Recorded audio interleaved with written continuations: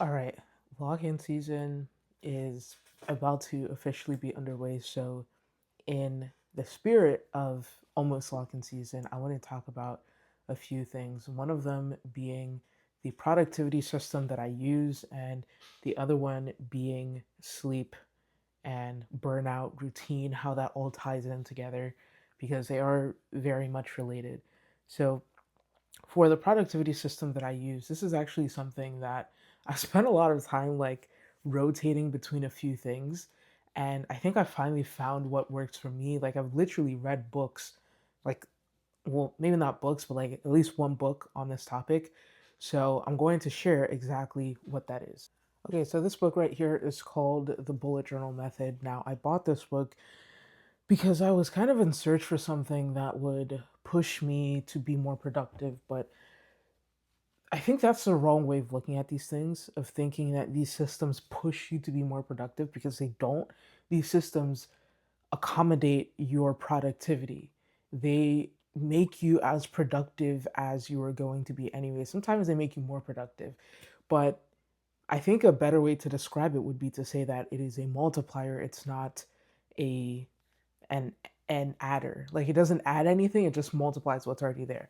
Meaning, if you had nothing in the first place, then it's going to be nothing because when you multiply nothing with something, you always get nothing. Okay, so if you're not productive and you want to add all these things to your routine, like this is the most important part.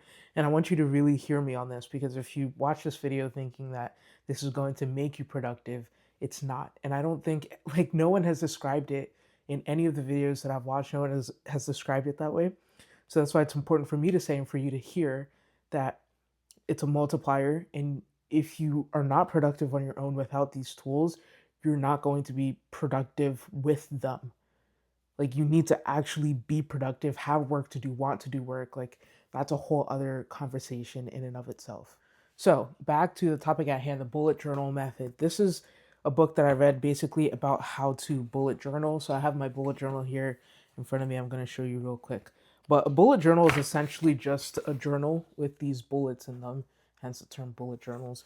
So the reason why this is a very popular, common way of journaling, the bullet journal method, is because the way that the layout is with these bullets, you can do almost anything with them. You can lay them almost any way that you want to, and you can get the like whatever layout that you want. You can write whatever you want.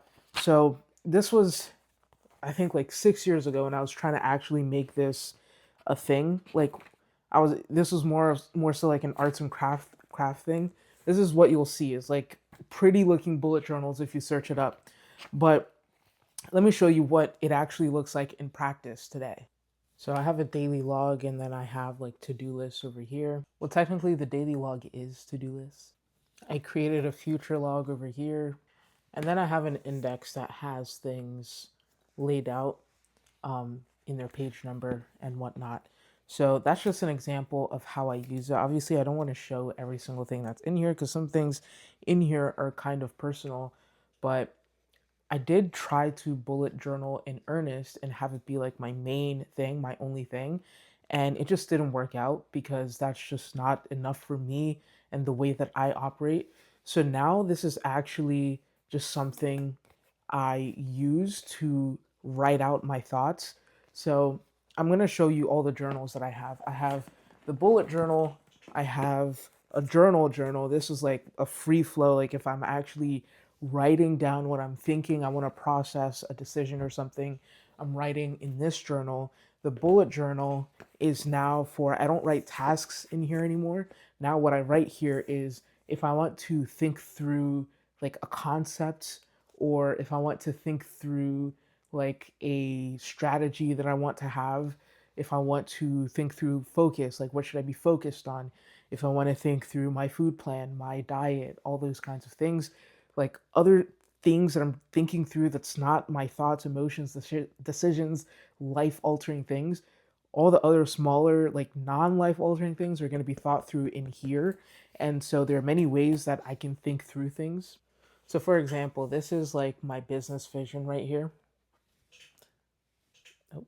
So you can look at that. I'm not gonna like hide it, but I'm also not gonna explain it either. So you can't really do too much with it without me explaining it. But that's what that bullet journal is for. I read the book, I tried the method, it didn't work for me, and that's okay.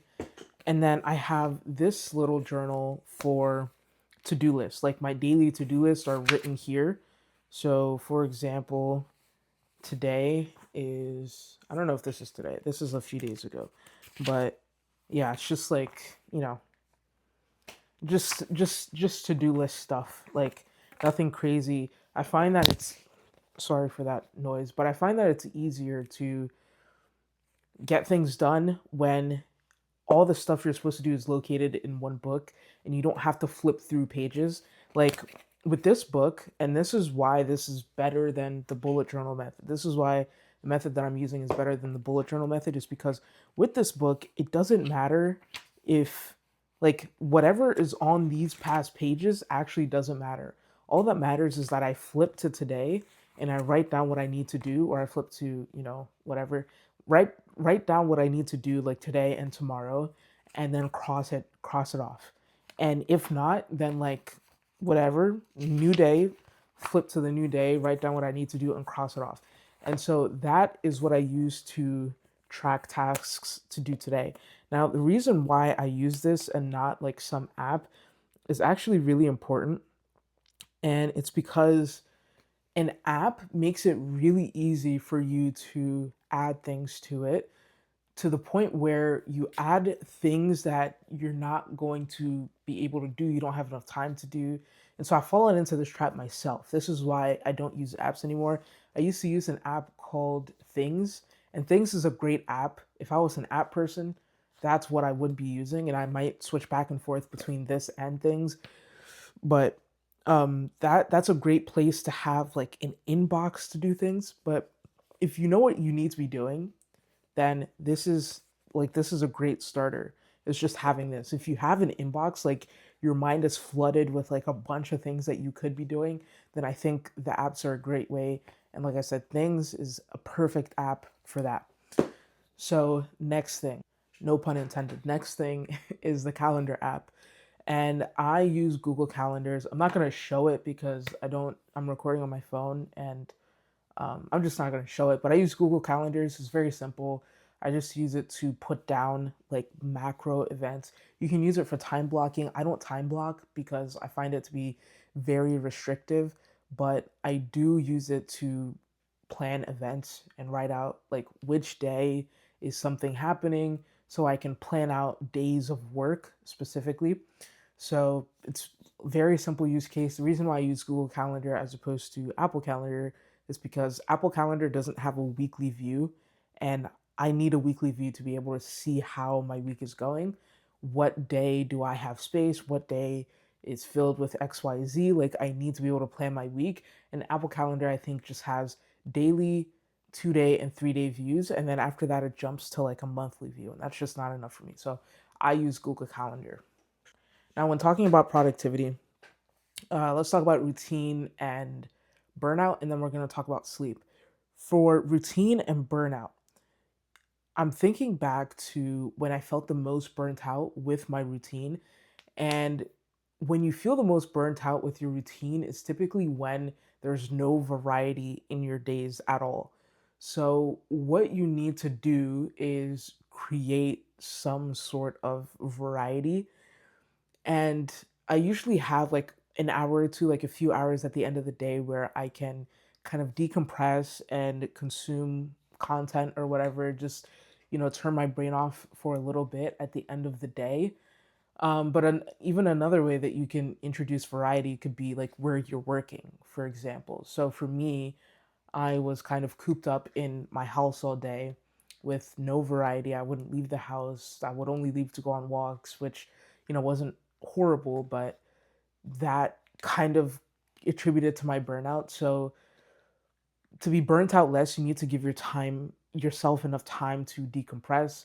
And over the weekend or whatever day that you have that's not supposed to be allocated to work, you need to fully disconnect. Like, you can't be thinking about work, you can't be thinking about anything else. You need to be thinking about recovery, you need to be having fun, you need to be intentionally spending time on leisure. And that, for me, that's what I'm gonna do. That's what I have done, and that's what I found works for me.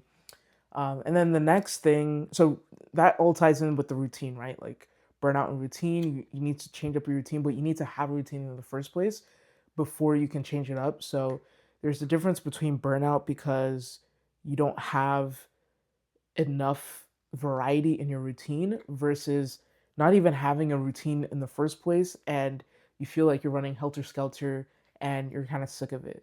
So you need to actually have a routine. Like you need to have set habits that you do every single day because I'll guarantee you, even if you don't have, like, if you feel like I don't have any habits, like everybody has a habit, right? Everybody has habits.